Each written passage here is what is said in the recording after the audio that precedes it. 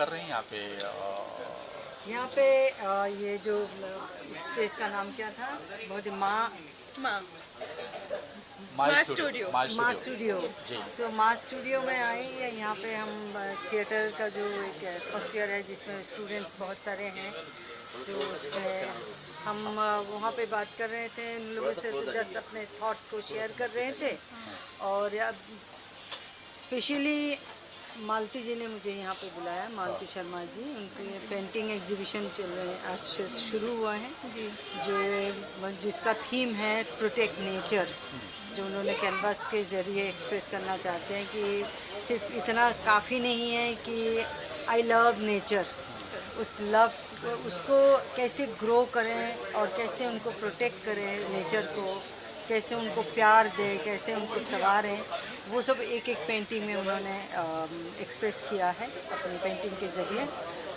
तो बहुत ही अच्छा लगा, बहुत ही खूबसूरत, बहुत ही थॉटफुल और मीनिंगफुल है, और मज़ा आया आज की शाम। एंड मैं उनको शुभकामनाएं देती हूँ कि बहुत बहुत कोई एक खास पेंटिंग की अगर बात करें तो, हालांकि पेंटिंग कोई ये नहीं कर सकते, लेकिन फिर भी कोई एक खास पेंटिंग लगी हुआ मुझे ना जो आपको प्रभावित किया हो? मुझे दो बहुत, मतलब होता है ना, आप जब पेंटिंग देख के घर जा रहे हैं तो यहाँ पे दो पेंटिंग, एक तो है जो ज्ञान वृक्ष पे है, एक जो नॉलेज ट्री पे एक पेंटिंग है, दूसरा जो है ना डॉग है और उन पे जो चाबी और ताला लगा हुआ है, जिसमें वो कन्वे करना चाहते हैं कि आप अगर डॉग लवर हैं तो उसको घर पे बांध के मत रखो, और ना चेन से बांध के मत रखो, उसको आज़ादी दो, प्यार भी दो, आज़ादी भी दो, केयर भी करो।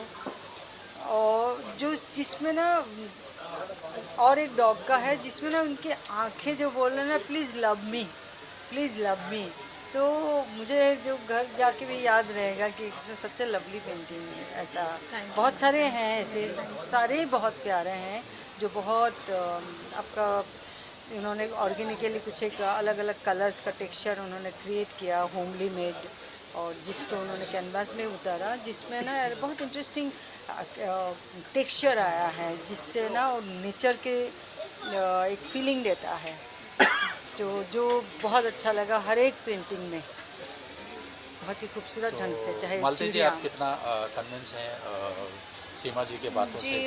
इससे अच्छा कमेंट कोई हो नहीं सकता मेरे ख्याल से, कमेंट इससे बेहतर कमेंट कोई हो नहीं सकता। मुझे नहीं लगता इससे बेहतर कोई कमेंट हो सकता है।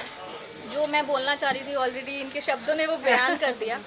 जस्ट हमारी यही कोशिश है कि हम जितना हो सकता है प्रोटेक्ट करें नेचर को। मेरी ये छोटी सी कोशिश है, और सबसे यही बोलना चाहूँगी, please protect earth, protect nature. अगर आप नेचर को जितना प्रोटेक्ट करेंगे वो हमारी प्रोटेक्शन करेंगे, राइट। अभी एक छोटा सा, मतलब मैं एक इंसिडेंट शेयर करना चाहूँगी कि किसी फेस्टिवल को लेकर या रिलीजन को लेकर नहीं है। अभी जैसे कि हमारी मकर संक्रांति में हम लोग काइट्स उड़ाते हैं, प्लीज़ मत उड़ाइए, यस मत उड़ाइए। आप अपने फेस्टिवल्स को किसी और तरीके से भी इंजॉय कर सकते हो, ठीक है। वो ज़रिया ढूंढिए किस तरीके से आप इंजॉय कर सकते हो, वो चीज़ मत कीजिए, बिकॉज इससे क्या होता है, एनिमल हार्म होते हैं ना, और बर्ड्स को बहुत प्रॉब्लम होती है। तो बस वांट टू से कि प्लीज़ स्टॉप दिस। और इसकी यूएसपी की अगर बात करें आज के एग्जीबिशन की पेंटिंग की, तो क्या है यूएसपी आज की? इट्स ऑल अबाउट नेचर, ठीक है। मैम ने तो आपको डिस्क्राइब कर ही दिया है, अभी मेरी एक्सप्लेनेशन की कोई ज़रूरत नहीं है, इनसे बड़े मेरे शब्द नहीं हैं। नेचर को सेफ कीजिए, प्रोटेक्ट कीजिए, तभी हम लोग प्रोटेक्शन में आएंगे ना। लगता है जैसे आजकल मान लीजिए जो चाहे रोड कंस्ट्रक्शन के नाम पे या ब्रिज के नाम पे जो बड़े बड़े पेड़ को भी काटा जा रहा है, ब्यूटिफिकेशन सिटी बनाने के चक्कर में, तो वो बहुत अन्याय है। ये सिर्फ मतलब वो हमको बहुत हमें प्रोटेक्ट करता है, तो हमारा भी रिस्पॉन्सिबिलिटी बनता है कि हम उनको प्रोटेक्ट करें।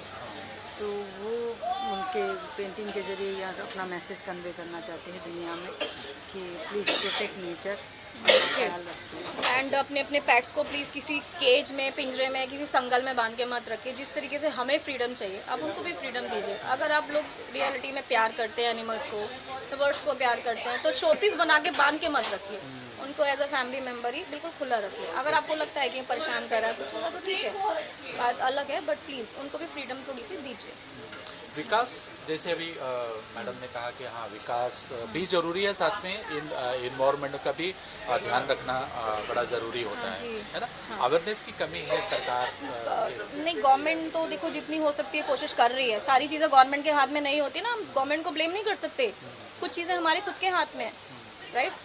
बार बार ही गवर्नमेंट की तरफ हम लोग फोकस नहीं कर सकते। एटलीस्ट गवर्नमेंट घर घर में जाके ये नहीं देखेगी कि कौन से किसका पौधा लगा हुआ है, किसमें पानी डला है, किसमें नहीं डला है, या मतलब पर्सनल डेफिनेशन गवर्नमेंट नहीं दे सकती ना, हमारे हाथ में है, ठीक है। हम लोग जितनी हो सकते कोशिश कर सकते हैं जी। कितनी पेंटिंग बिकी आज और कुछ? बेसिकली मेरा मतलब बेचने से नहीं है। आई एम नॉट हियर कि मेरी पेंटिंग यहाँ पे सेल हो।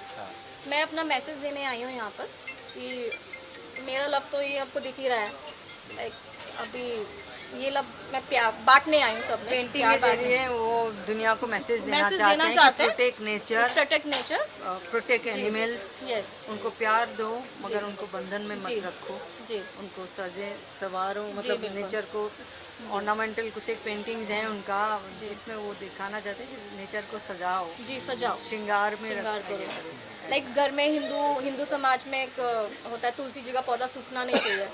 बाय ओनली तुलसी पौधा, कोई भी पौधा नहीं सूखना चाहिए, है ना। कोई भी एनिमल हार्म नहीं होना चाहिए, चाहे वो गाय हो, चाहे बकरी हो, चाहे छोटी सी चींटी क्यों ना हो, राइट। पक्षी हो, सबका ध्यान रखो। हमारे खुद के हाथ में है, हम जितना ध्यान रखेंगे आपको उतना ध्यान नेचर हमारा ऑलरेडी रखेगा, उतना ही ध्यान नेचर हमारा रखेगा।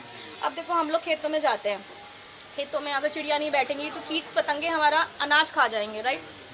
घर में या हमारी गलियों में कुत्ता नहीं होगा तो चोर हमारा घर लूट के चले जाएंगे। घर में बिल्ली नहीं होगी तो चूहा हमारा सामान खराब कर देगा, ठीक है। सारे मतलब अगर आप एक रोटी दे रहे हो, मिल्क दे रहे हो, कुछ भी दे रहे हो तो वो रिवर्ट बैक अच्छा ही देते हैं। हमारी प्रोटेक्शन एनिमल्स और बर्ड्स करते हैं।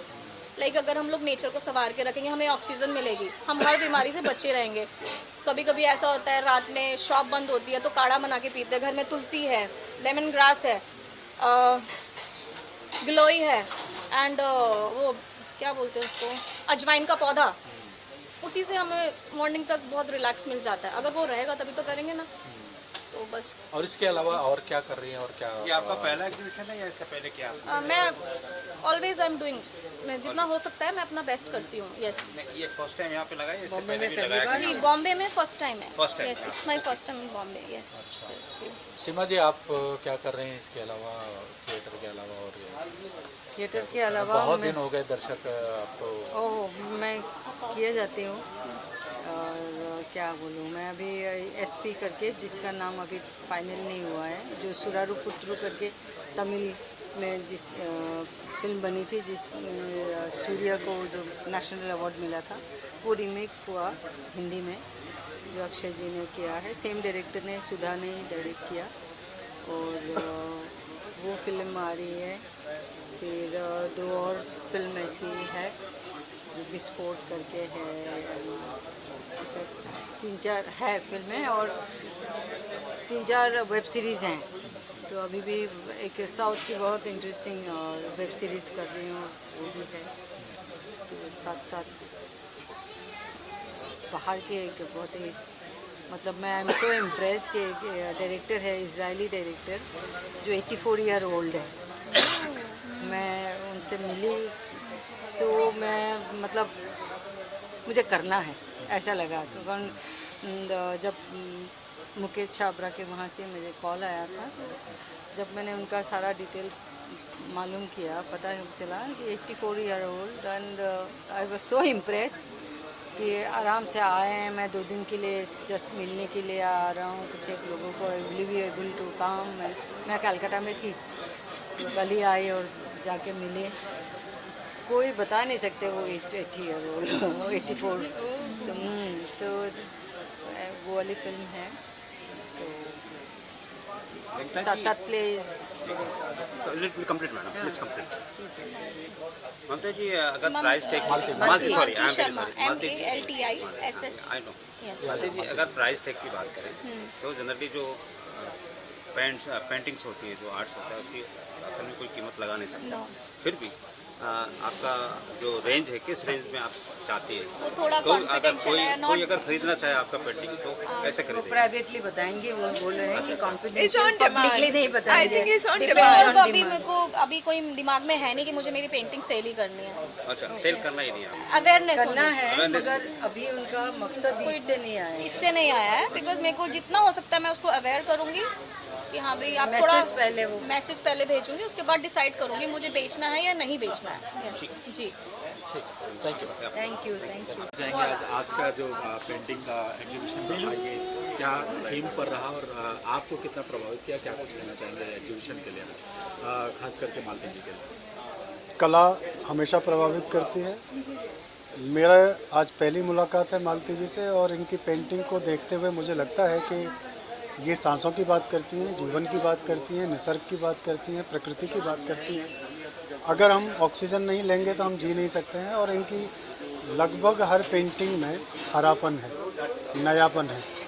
और नयापन मैंने पेंटिंग्स तो बहुत देखी हैं और बड़े बड़े कलाकारों की पेंटिंग्स में देखता रहा हूँ, जागीर आर्ट गैलरी लगातार जाता रहा हूँ। ऑर्नामेंट्स का इस्तेमाल करते हुए पेंटिंग्स बनाने की कला मैं देख रहा हूँ। एक बार M.F. हुसैन ने श्वेतांबरी बनाई थी, सिर्फ उन्होंने सफ़ेद साड़ी को लंबे दूर तक कई गज का उन्होंने बना करके प्रदर्शित किया था और पूरी दुनिया ने वाहवाही की थी, क्योंकि वो रचनात्मकता थी। वो सिर्फ सफ़ेद साड़ी नहीं थी, सफ़ेद धोती नहीं थी। आज यहाँ मैं मालती शर्मा की रचनात्मकता देख रहा हूँ कि एक तरफ नथ है, एक तरफ मांग टीका है। वो जो कलात्मकता है ये बहुत कम लोगों के पास में आती है कि प्रकृति और जो हम मानव निर्मित चीज़ें हैं उन दोनों का मिक्सचर करें तो ये घालमेल नहीं है, ये नयापन है, ये नया सृजन है और ये सृजन बहुत मायने रखता है कला के लिए। सीजन की बात हो रही है, आपको कितना प्रभावित किया ये सीजन? ये सीज़न मतलब अभी 2 दिन पहले मैं दिल्ली में थी। दिल्ली का सीज़न अभी पता है कि चर्चाओं में बना हुआ है, फ़्लाइटें कैंसिल हो रही हैं। मैं खुद 8 घंटे इंतज़ार करके 8 घंटे डिले थी मेरी फ़्लाइट, लेकिन फाइनली मुंबई आई और मालती जी की पेंटिंग्स की जो प्रदर्शनी थी वो अचानक से मुझे पता चला कि हाँ है, तो यहाँ पे हम लोग आए और इससे बड़ा मतलब गिफ्ट और कोई नहीं हो सकता था इस ट्रिप का। मेरे लिए बहुत बड़ा ट्रिप है और मैं मालती जी को भी मैंने बोला कि मुझे पेंटिंग्स का जो सबसे अच्छी बात कि उनके जितने भी कैरेक्टर्स पेंटिंग के अंदर है वो उनकी रियल लाइफ में है। जितने भी फ्रेम के अंदर उन्होंने बनाया है उनका वो उनकी रियल लाइफ से जुड़े हुए हैं सारे। और मुझे कॉन्सेप्ट तो ऑसम है, जैसे कि उन्होंने 3D पेंटिंग बनाई हुई है, एक्ट का बहुत अच्छे से यूज़ किया है उसको उभार कर। उससे ज़्यादा है कि जो टेक्सचर है ना पेंटिंग्स का वो इतना मतलब सारा हैंडवर्क है। मैंने स्पेशली पूछा कि ये ब्रश से आपने किया किससे किया है, तो उन्होंने कहा नहीं ये सारा मैंने हाथ से मैक्सिमम किया है। और वो ऐसा लगता है कि वो स्टेंसिल यूज़ किया गया हो, इतना अच्छा टेक्सचर है सारी पेंटिंग्स का।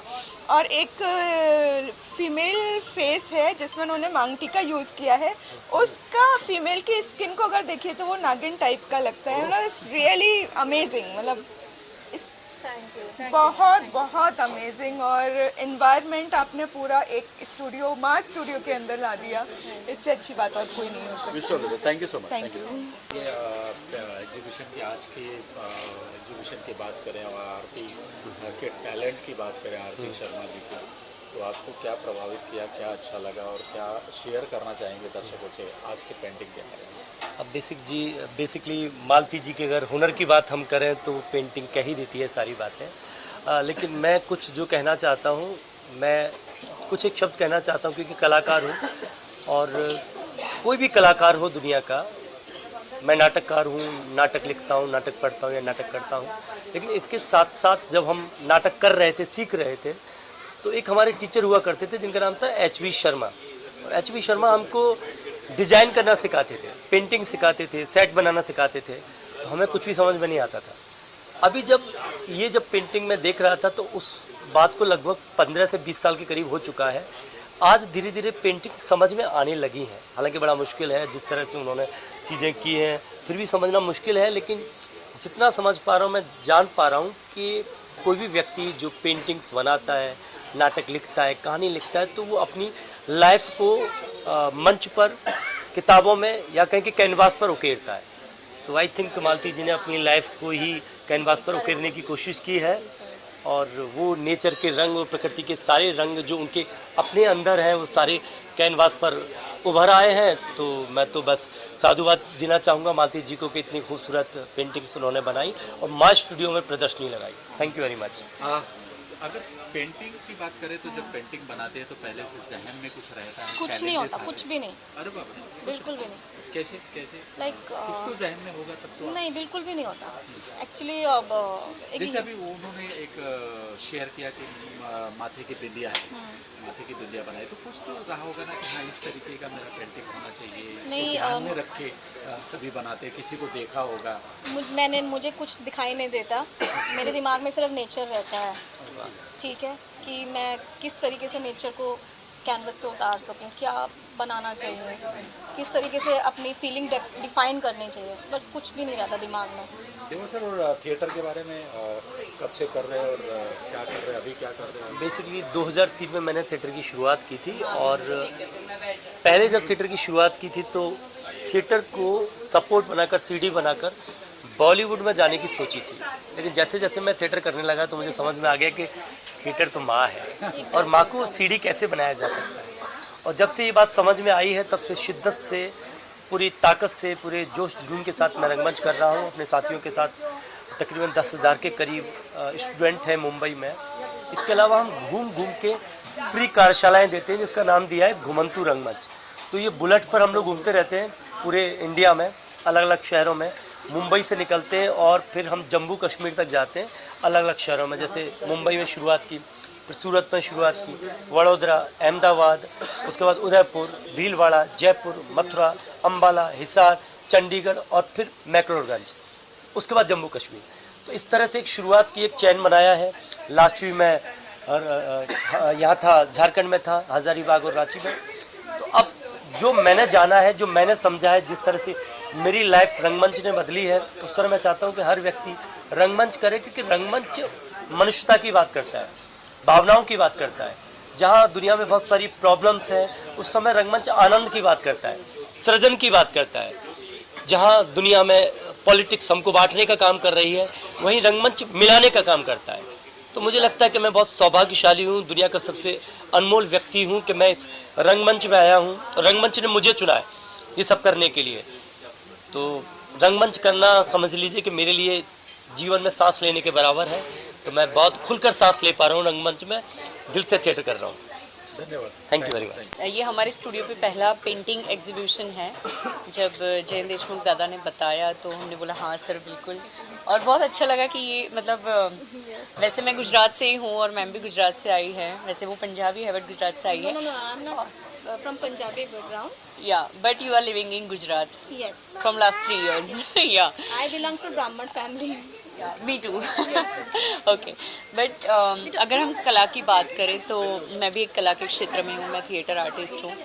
और मैम की जो पेंटिंग्स है, जो नेचर को जिस तरह से उन्होंने दर्शाया है और नेचर को किस तरह से प्रोटेक्ट करना चाहिए, ये हम भी नेचर ही है। और हमारे आसपास जितनी भी चीज़ें हैं, जो नेचर है, जो एनिमल्स है, बर्ड्स है, या जो भी चीज़ें हैं, पेड़ पौधे, नदी, उन सबको किस तरह से प्रोटेक्ट करना है, किस तरह से उनको संभालना है, तो वो बहुत बहुत ही अच्छा कॉन्सेप्ट है। और स्पेशली ये जो ग्रीन शेड है, जो नेचर का शेड है, ये ग्रीन शेड मुझे बहुत पसंद है मैम। मतलब ये मेरा फेवरेट कलर है। उसमें हर ग्रीन में भी अलग अलग जो शेड आपने यूज़ किए हैं, तो ये बहुत खूबसूरत है। जो एनिमल्स के, बर्ड्स के जो पोर्ट्रेट किया है मैम ने, एक फीमेल का पिक्चर है जो पोर्ट्रेट किया है, बहुत ही खूबसूरत है मैम। Congratulations for that.